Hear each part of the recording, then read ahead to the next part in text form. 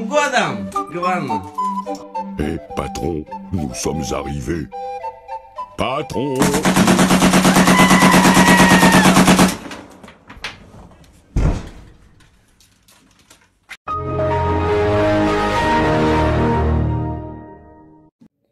Ah, salut mes petits et bienvenue pour un nouvel examen de couteau.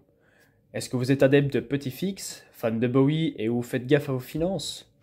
Alors restez à l'écoute parce qu'aujourd'hui c'est le Cold Steel Mini-Tac qui passe sur le billard.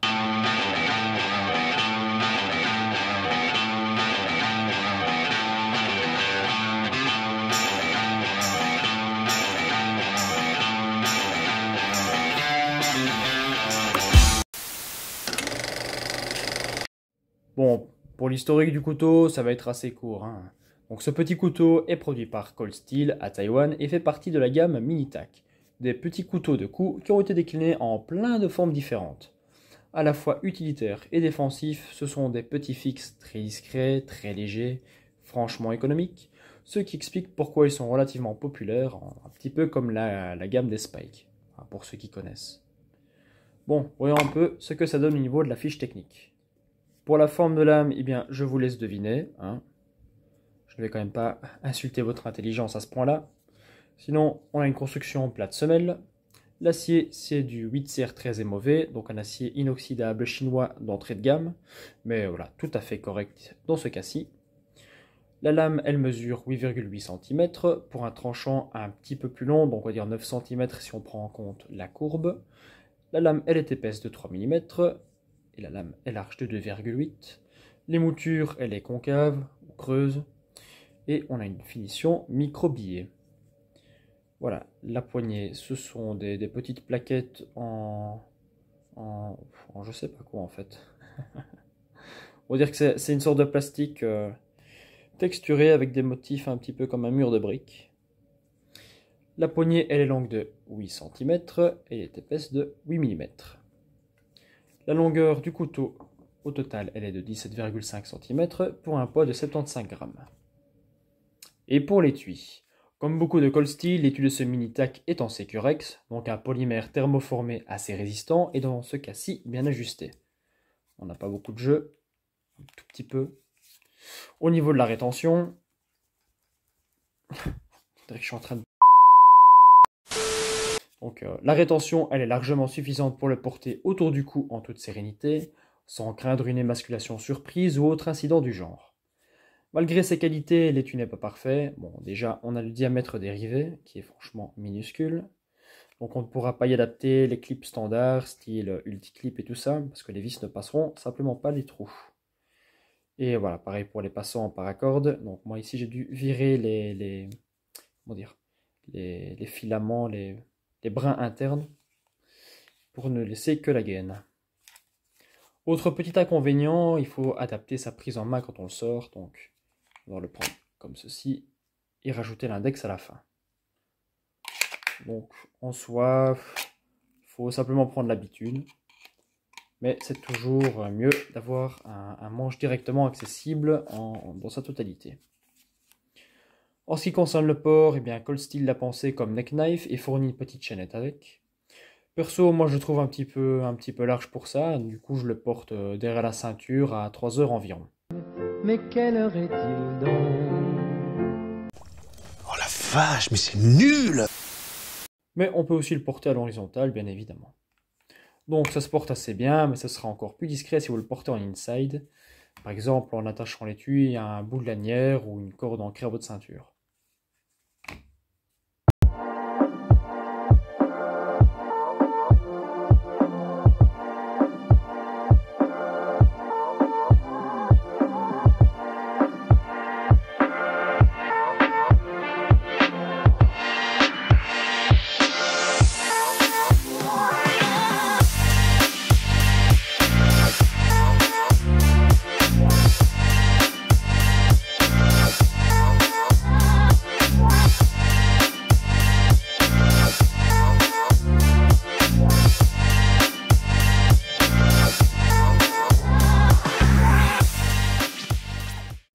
Qu'en est-il des missions que ce Mini-Tac pourra accomplir? Il pourra s'acquitter de toutes vos tâches du quotidien, tant que ça n'implique pas de devoir trop forcer sur la pointe, évidemment. Perso, c'est un des premiers couteaux que je choisis pour partir en vacances ou en voyage, vu son faible encombrement et sa discrétion. D'ailleurs, il devrait trouver sa place dans ma valise lors de ma prochaine virée en janvier. Sinon, même s'il a été conçu comme petit couteau défensif, il sera excellent pour préparer vos petits apéros entre amis et utilisé comme cure-dent. Personne n'osera venir chipper votre ration d'olive ou de saucisson. Et puisqu'on parlait de l'aspect défensif, on verra plus tard que ce fin profil lui offre un excellent pouvoir de tranche et qu'il est également redoutable en piqué. Certes, vu sa taille, il sera moins efficace que ses grands frères pour repousser un grizzly, mais contre le commun des mortels, ça restera amplement suffisant pour sectionner la moelle cervicale, lacérer le myocarde ou encore crever un globe oculaire. C'est horrible ça, c'est un truc de nazi. Ouais, je précise encore une fois que c'est l'humour et que je n'encourage aucunement à la violence. Pour l'instant. Au niveau des finitions, on peut dire que c'est assez irréprochable si on prend en compte le tarif, qui tourne autour des 30-35 €. Pour ce prix, on a un acier certes modeste, mais rasoir sorti d'usine, avec un bon traitement thermique en prime. Le fil ne roule pas et ne s'ébrèche pas, bref, c'est du tout bon. Pour la pointe, même si elle est très fine et acérée, bon, j'ai pas eu peur de forcer, ça n'a pas cassé non plus. Mais voilà, c'est pas une raison pour faire le bourrin. Niveau prise en main, qu'est-ce que ça dit? A priori, ça n'a pas l'air foufou comme ça quand on voit le manche. Il faut dire que les doigts trouvent bien leur place et sont à l'aise dans les différentes encoches. Et je pense que voilà, ça devrait convenir à la plupart des tailles de main. Le seul aspect gênant, c'est au niveau du port, c'est ces petits motifs en mur de briques. Donc, je ne sais pas si on va voir les arêtes, voilà. Elles ressortent un petit peu. Donc ça peut irriter la peau, ça peut frotter et un petit peu blesser à la longue. Donc moi ce que j'ai fait, surtout à ce niveau-ci, c'est simplement prendre du papier vert pour poncer. Moi, la première fois que je l'ai porté, justement, j'étais pas chez moi, j'ai pas de quoi faire ça proprement, du coup j'ai fait ça sur du béton comme une brute, et voilà, ça a bien fonctionné quand même. Enfin voilà. Bon, il est bien joli, mais je vous propose de le regarder à l'ouvrage. Allez.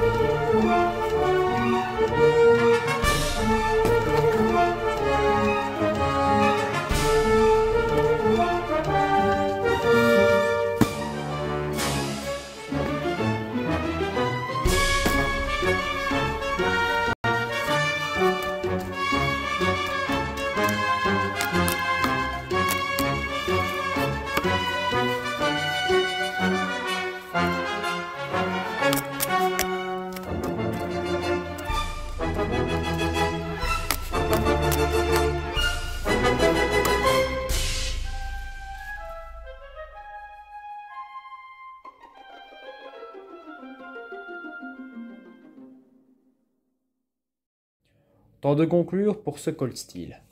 Bien qu'il ne paye pas de mine quand on le voit comme ça, c'est au final un petit fixe performant pour une trentaine d'euros à peine.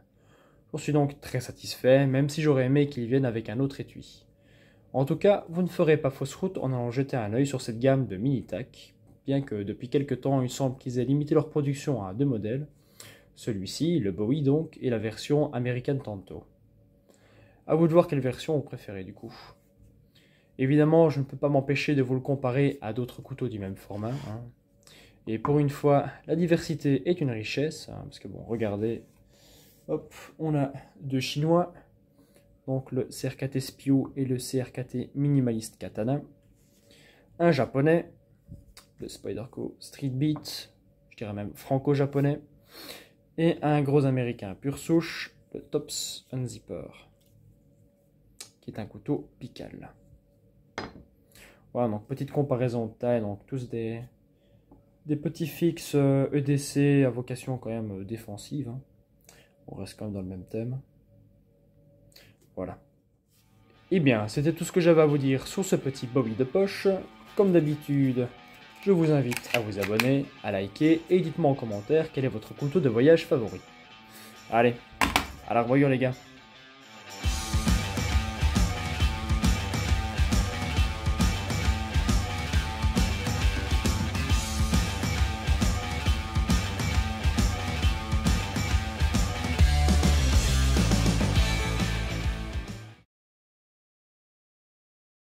Moi, j'aime pas les gens bizarres. Ah merde, je peux pas encadrer les nazis.